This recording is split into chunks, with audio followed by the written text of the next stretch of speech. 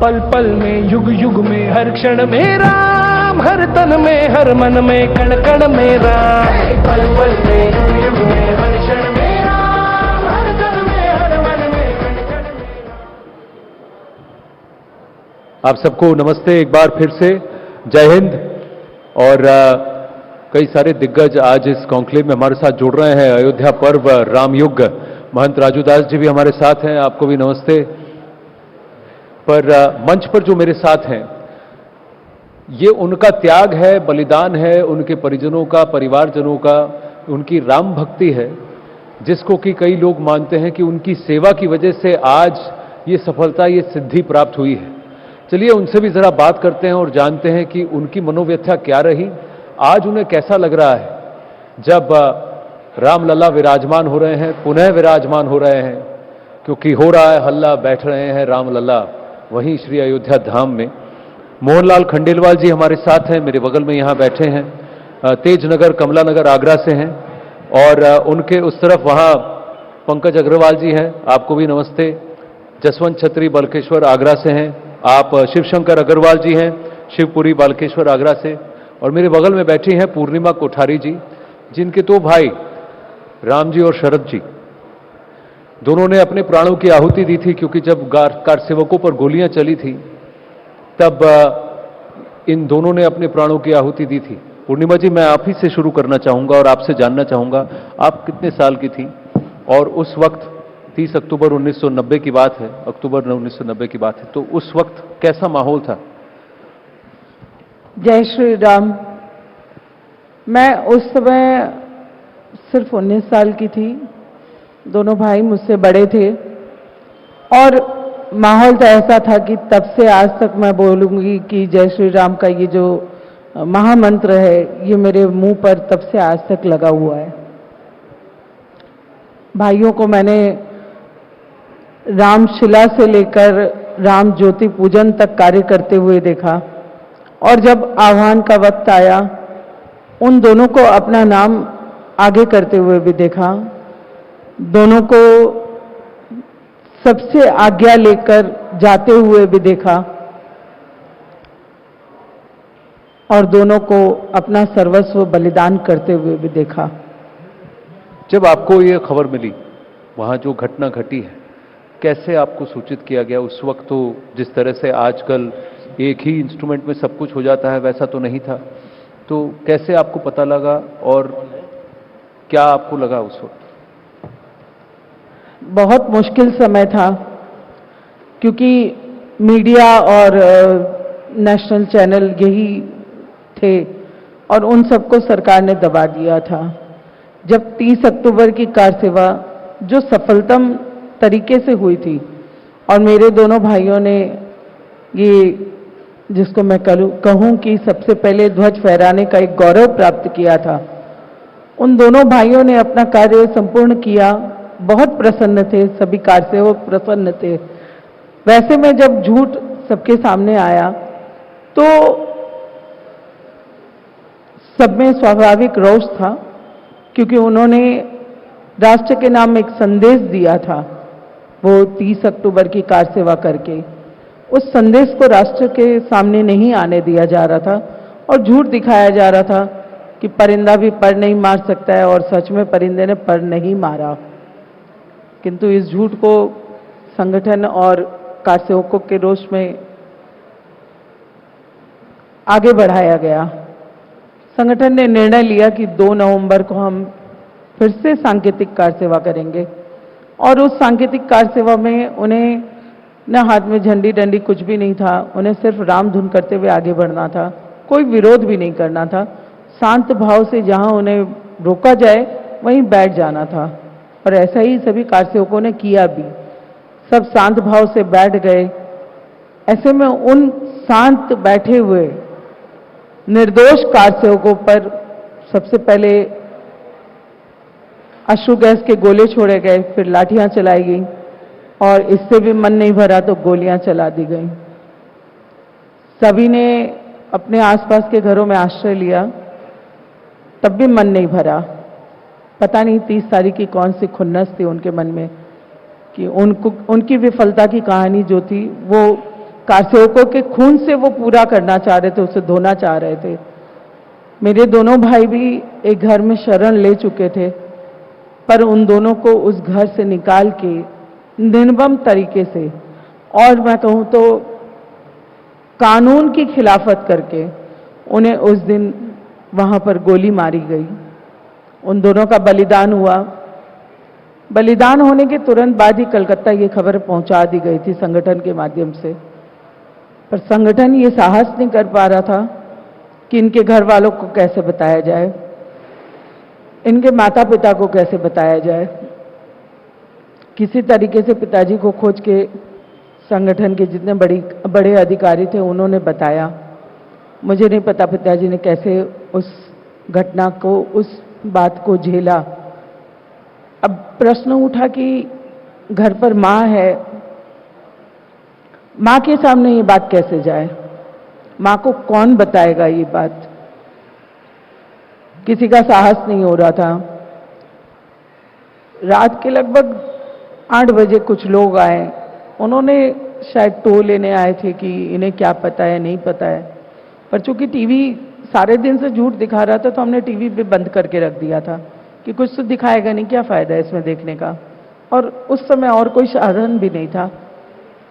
तो ऐसे में उन्होंने जब जाना कि हमें कुछ भी नहीं पता है, और माँ बहुत घबरा भी रही थी अंदर से, पता नहीं मन बहुत बेचैन था उनका सुबह से ही, तो उन्होंने देखा तो उनका साहस नहीं हुआ कि माँ को बताए।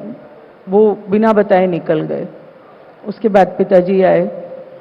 पिताजी का चेहरा बहुत उतरा हुआ, रोया हुआ।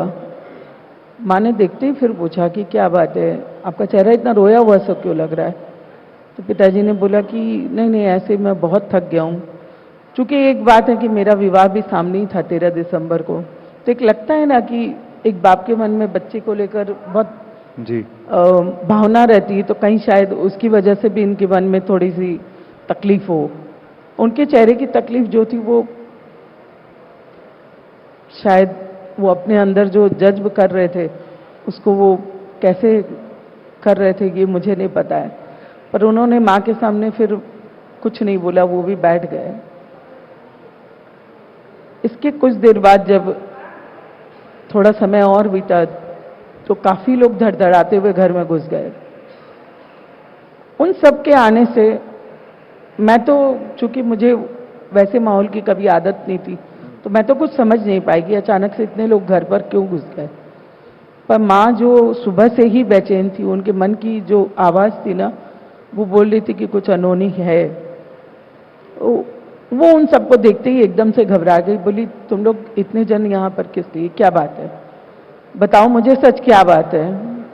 ऐसे में मेरे मामा जी सामने आए और उन्होंने माँ को थोड़ा सा बैठाया और कहा कि दीदी हम सुन रहे हैं कि अयोध्या में गोलियां चली हैं और अपने किसी बच्चे को भी गोली लगी है। ये सुनने के बाद माँ अपने होश में नहीं रही। माँ वहीं अपने होश खो दी और मैं पूरी रात पागल के जैसे घूम रही थी। मुझे समझ भी नहीं आ रहा था, पूरे घर में लोग बिखरे पड़े थे और मैं समझ नहीं पा रही थी कि मैं क्या करूं।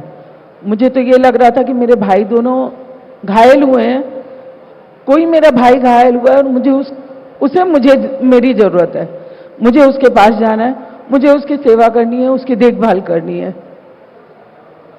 पिताजी को खोजा, मैंने बोला पिताजी मुझे अयोध्या जाना है, भैया के पास जाना है। उन्होंने बोला हाँ बेटा चलेंगे। किसी तरीके से रात बीती, सुबह हुई, हम सबको बोला गया कि जल्दी जल्दी नहा धो लो सब, भाई तैयार हो जाओ अपना। हम सब नहा धो के तैयार हुए। फिर माँ के सामने मेरे एक मौसा जी आए, उन्होंने बोला, वो जमीन पर माँ के सामने बैठ गए तो माँ ने बोला कि क्या हुआ है, मुझे कुछ बताइए, किसको क्या हुआ है। उन्होंने बोला कि दीदी आपको दिल पे पत्थर रखना पड़ेगा। माँ ने बोला क्या हुआ, किसको। उन्होंने बोला आपके दोनों बच्चे नहीं रहे, राम शरद दोनों नहीं रहे। ये सुनने के बाद घर में माँ तो तुरंत ही बेहोश हो गई थी और घर में इतना हाहाकार मच गया। मैं समझ नहीं पा रही थी कि ऐसे में मैं क्या करूं। कैसे मैं अपने माँ पिताजी को देखूं, कैसे मैं खुद को संभालूं। मैं भी उस समय एक तरीके से बच्ची ही थी। बहुत तकलीफ वाले वो दिन थे। अभी भी याद करके आप भावुक हो रही हैं।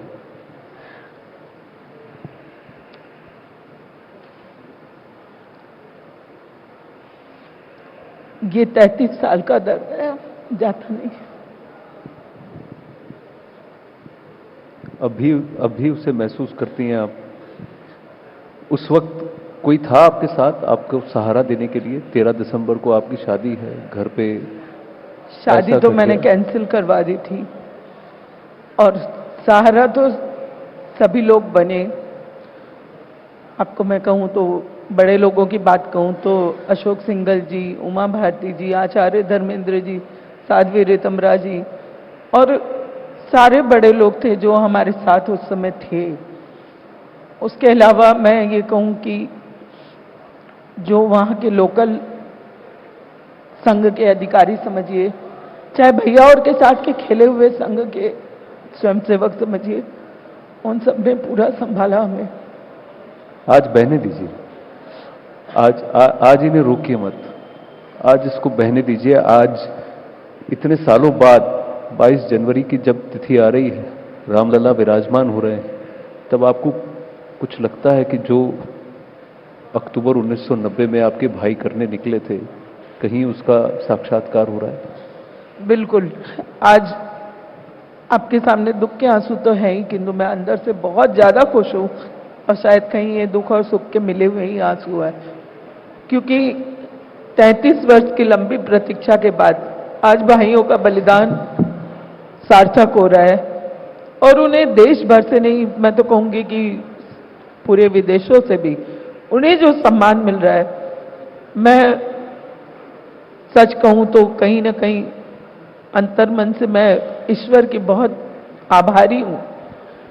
सबसे पहले तो उन्होंने अपने राम काज के लिए इन्हें चुना और इन्हें अपने चरणों में स्थान दिया। बलिदान तो लाखों हुए, किंतु आज राम शरद का जो मान है, जो सम्मान है, वो देख के मन बहुत, जिसको बोलूं, गौरवान्वित महसूस करता है। मैं उनकी बहन हूं, मेरे लिए सबसे बड़े गर्व की बात है। इससे पहले कि मैं मोहन जी, पंकज जी और शिवशंकर जी से बात करूं, एक प्रश्न आपसे पूछना था कि अभी भी कुछ लोग हैं जो कहते हैं कि वो जो गोली चलाई उसको सही ठहराते हैं, कहते हैं संविधान की रक्षा करने के लिए हमें वो गोली चलानी थी। आप एक बात कहिए तो कानून की शिक्षा उन्होंने पाई है कि नहीं पाई है? अगर वो संविधान की बात करते हैं तो पहले कानून भी देखना चाहिए। मेरे ही निर्दोष जो कार सेवक राम धुन कर रहे थे, उनके सीने पर उन्होंने उनके सर पर गोली मारना, ये कौन सा कानूनन सही है?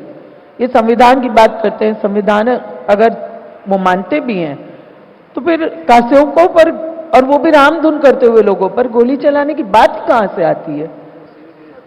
आप माइक लेकर बोलिए। ये तो सीधी सीधी हत्या करना है। सामने खड़े हुए असहाय बच्चों को ऊपर गोली चला देना, ये कोई संविधान की रक्षा नहीं है। ये उन राम भक्तों की हत्या है जो कभी नहीं होनी चाहिए थी। जो कुछ बच्चे हैं जो बलिदान हुए, उन्हीं के बलिदान का आज परिणाम है जो हम भगवान राम का भव्य मंदिर के आज दर्शन करेंगे, भगवान की प्राण प्रतिष्ठा करेंगे। बाकी जो बलिदान जिन लोगों ने दिया है, वास्तव में उसी का परिणाम हम सबके सामने आ जाया है। नहीं, कहीं ना कहीं पूर्णिमा जी, बहुत लोगों ने ये कहा है कि जो वहां आए थे वो सिर्फ गुंडे मवाली थे, ऐसे तत्व थे, अराजक तत्व थे जिन पर गोली चली। तो क्या हो गया? क्या आपके भाई गुंडे थे, मवाली थे, अराजक तत्व थे? राम का नाम लेने वाले अगर गुंडे हैं तो मैं तब यही कहूंगी कि प्रभु उनको सद्बुद्धि दे, जो राम के नाम लेने वाले को गुंडे बता रहे हैं। हाँ, ये जरूर है कि उनके अपने पता नहीं क्या उनकी बुद्धि है, कैसे उन्होंने कैसे संस्कार पाए हैं, मुझे नहीं मालूम। हम राम के देश में हैं और राम हमारे पूर्वज हैं। तो राम का नाम अगर भारत देश में नहीं लिया जाएगा तो क्या मैं अफ्रीका में या वहां जाके लूं? बल्कि आजकल मैं तो ये बोलूंगी कि सारे विश्व में ही राम का नाम गूंज रहा है। सभी आज भारत देश की तरफ देख रहे हैं और ये जो राम जन्मभूमि पर भव्य मंदिर की प्राण प्रतिष्ठा होने जा रही है, आज सारा विश्व उस तरफ देख रहा है। आप जानते हैं ना, वो न्यूयॉर्क में जो मुझे याद नहीं आ रहा है क्या, टाइम्स स्क्वायर, वहां पे राम मंदिर का भव्य उद्घाटन जो है वो पूरा लाइव दिखाया जाएगा। इससे बड़ी बात हम कुछ और मान सकते हैं? न्यूयॉर्क में जहां पर हिंदू कितने होंगे, गिने चुने होंगे, उसे देखने वाले बाकी विदेशी भी होंगे ना। तो राम का नाम लेना अगर अराजकता है तो हम तो बार बार लेंगे। आप फिर गोली चला दो, हम फिर गोली खाने के लिए तैयार है। अगर राम का नाम लेने से गोली चलती है तो हम फिर खाने को तैयार हैं। आपको अपमानित होना पड़ा, उसके बाद घटना घटी, अभी तो सम्मान मिल रहा है, पर समाज ने कभी आपको तकलीफ दी, कभी आपको कहा? नहीं, समाज ने और इस देश ने कभी नहीं कोई तकलीफ दी। ये कुछ राजनीतिक लोग हैं जिन्हें ये सब बातें समझ में आती नहीं है, वो ऐसे राम भक्तों का भी अपमान कर देते हैं। ये मैंने, अब मैं क्या बताऊं, देवता और राक्षस दो तरह के हमेशा रहे हैं। आप अच्छाई है तो बुराई भी है। तो ऐसे में ये हो सकता है कि राम का नाम लेने वाले तो देखिए देवगण माने जाएंगे, और ये हो सकता है कि राक्षस गण के लोग हों, तो इन्हें तो राम का नाम लेने से परहेज होगा ही। अभी हमारे साथ मोहन जी भी हैं, पंकज जी भी हैं, शिवशंकर जी भी हैं और पूर्णिमा जी भी हैं। आप नाम में ही देखिए कहीं ना कहीं देवत्व रामत्व है। पर मोहन जी, मैं आपसे जानना चाहता हूं, ये अक्टूबर 1990 का सत्य क्या है? 30 अक्टूबर 1990 का सत्य क्या है? पूर्णिमा जी ने कहा जो दिखाया गया झूठ था, तो सत्य क्या है? वास्तव में, थोड़ा माइक अपने हाथ पास में रखिएगा। हाँ जी। वास्तव में पूरा संघ परिवार और हिंदूवादी सारे संगठन देश के राम जन्मभूमि के आंदोलन में लग रहे थे। पहली बार कार सेवा को 30 अक्टूबर को बुलाया था, तब मुलायम सिंह जी का शासन था और उन्होंने घोषणा कर दी थी कि वहां परिंदा भी पर नहीं मार सकता है, और वो उस संविधान की रक्षा कर रहे थे जिसके प्रथम पृष्ठ पर ही प्रभु श्री राम अंकित हैं। कौन से संविधान की अभी बात हो रही थी आनंद जी? कि जिस संविधान की वो रक्षा कर रहे थे ना, उस संविधान के प्रथम पृष्ठ पर रामचंद्र जी छपे हैं। गांधी जी से पूछा गया, आप देश की आजादी के लिए आंदोलन कर रहे हैं तो क्या करना चाहते हैं, अंग्रेजों से क्या तकलीफ है? बोले नहीं, हम अपने देश में राम राज्य लाना चाहते हैं।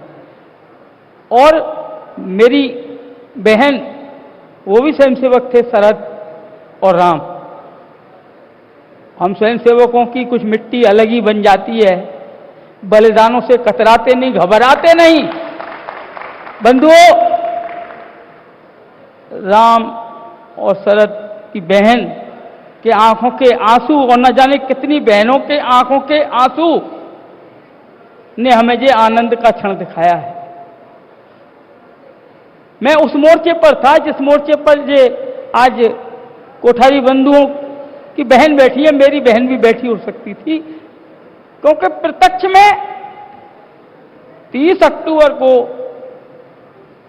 कार सेवा के लिए बुलाया था।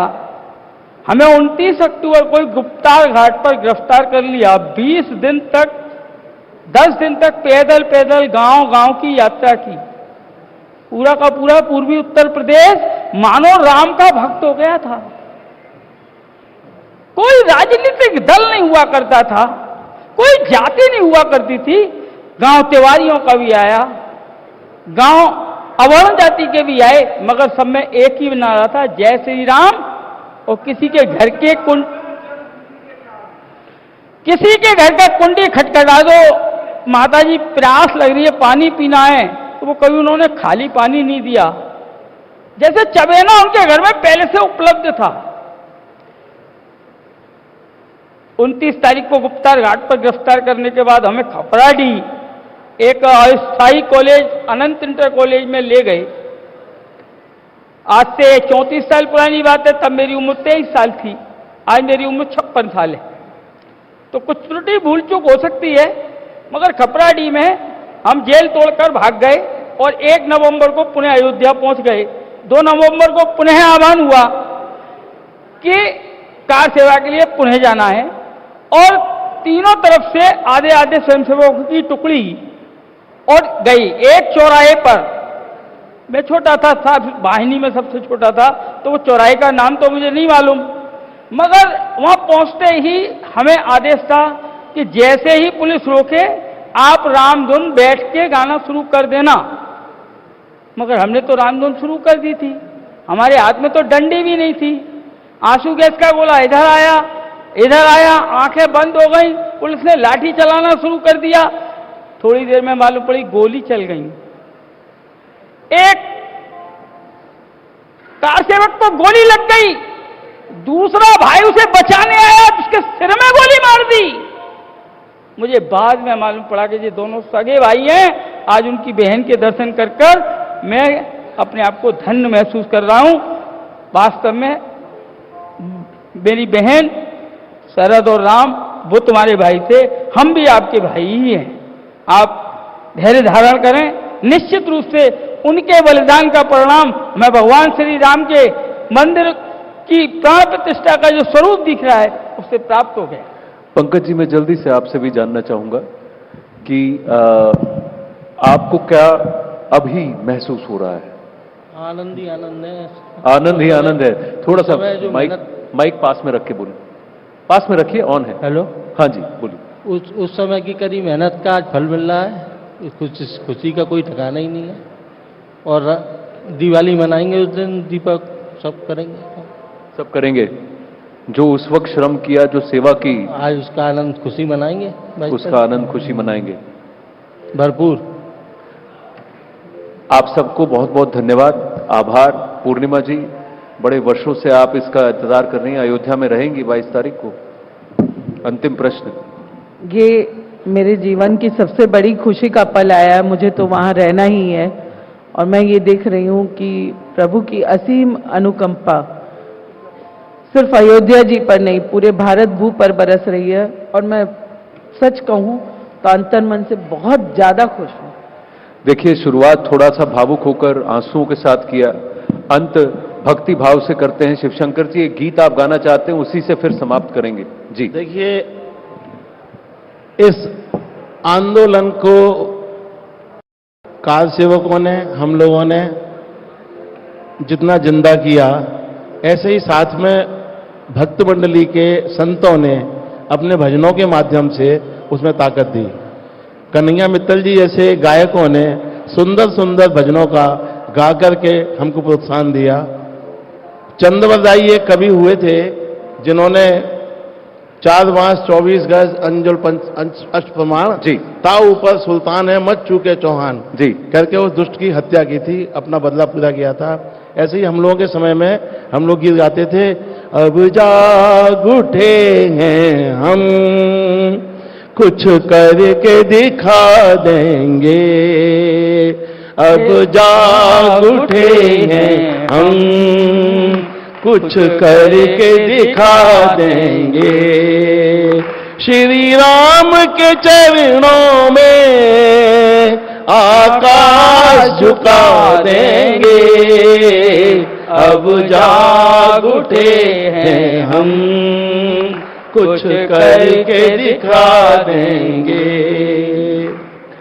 वाह, राम युग में राम चेतना सब में जाग जाए और हम सब अपने देश के लिए कुछ कर जाएं, इसी प्रार्थना के साथ आप सबको बहुत बहुत धन्यवाद, बहुत बहुत धन्यवाद। हमने बड़ी दृष्टता की है कन्हैया जी आपके सामने गा के।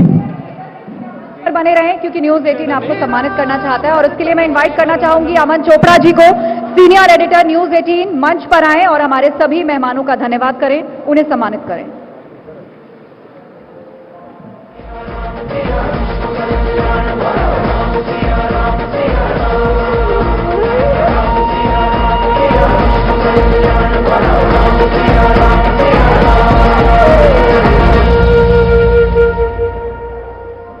पल पल में, युग युग में, हर क्षण में राम, हर तन में, हर मन में, कण कण में राम। पल पल में, युग युग में, हर क्षण में राम, हर तन में, हर मन में, कण कण में राम। राम सिया राम, सिया राम,